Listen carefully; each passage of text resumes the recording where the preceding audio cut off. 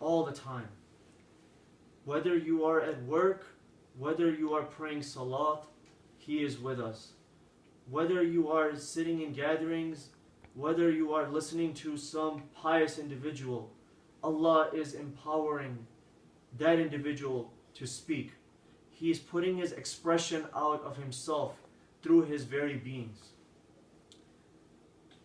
He is the ultimate truth. He is our ultimate journey. There's no other journey besides reaching Allah subhanahu wa ta'ala. There's no other journey. We are all going to perish from this world. All of us are going to die one day. All of us are going to go away from this life, from this body.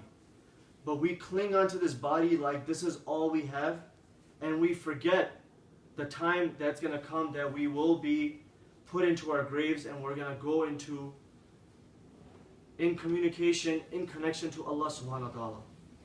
Now how can we get lost from that? How is it possible for us to deviate from the path of Allah subhanahu wa ta'ala? It is when you give dunya, you start giving dunya more, like, you give it more and more importance. You give it more importance than your akhirah, and you give it more importance than your ruh. Keep this in mind, guys, that we are all ruhs. We are a soul. And this soul came to this world in this body. And when it came into this world in this body, its purpose was not to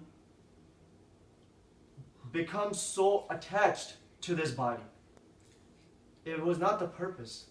The purpose was for us to remember Allah subhanahu wa ta'ala and to praise Him, to reflect upon His creations, to reflect upon His ayahs, His creation of all mankind, not separating ourselves from the rest of the mankind, but yet giving everybody that love, that muhabbat, and being the Khalifa of Allah subhanahu wa ta'ala, being that leader of Allah subhanahu wa ta'ala, and standing up with the purpose of giving that muhabbat to others and to ourselves.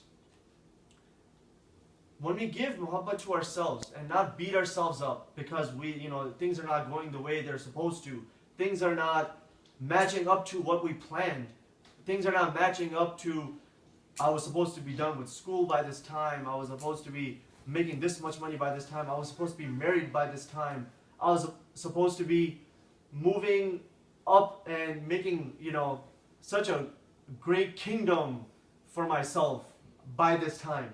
And nothing goes as planned. Because guess what? Allah is the best of planners.